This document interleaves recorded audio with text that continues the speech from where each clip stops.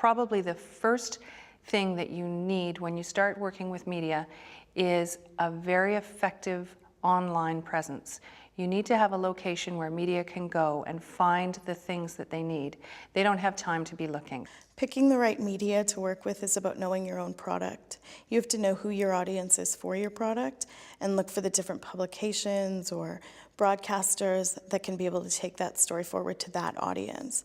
Some things will work with media, some things will work in the social media side, and you really have to decide who you're going after with your markets and then figure out which way is the best way to do it. If you're marketing to deaf people, you don't use radio. I mean, you know, it's that sort of thing that you have to figure out. But I think you need to do your research also with the bloggers. You need to find out who their following is, what their numbers are, what their spin is, how they write about particular stories. When a business is to embark on media relations, they really need to look at how they set themselves apart from the competition.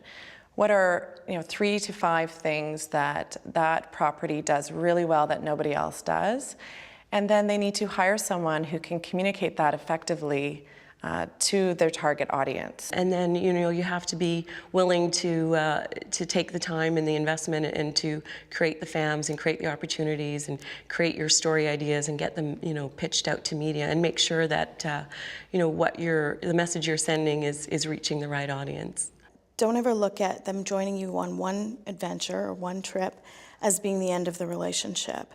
I think even after the fact, they now know your product and they know something about you, and they may be able to write it up in a different way down the road, not necessarily having to travel with you again. I think it's really important to introduce your journalists and your media people to your experience exactly the way you would to your regular guests, so that they can talk about that from an authentic perspective. They are looking for a story, they have a job to do. It's not a paid advertisement for your business.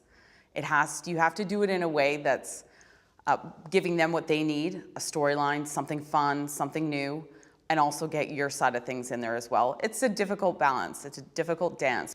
If you don't have a lot of money in your business and you're trying to market, the thing you want to do is work with your local DMO or the nearest organization, whether it's a chamber of commerce or others, and get other people together, because most all of us are small pebbles in a very big pond. So the more pebbles you tape together and throw them into the pond, the bigger the wave you create.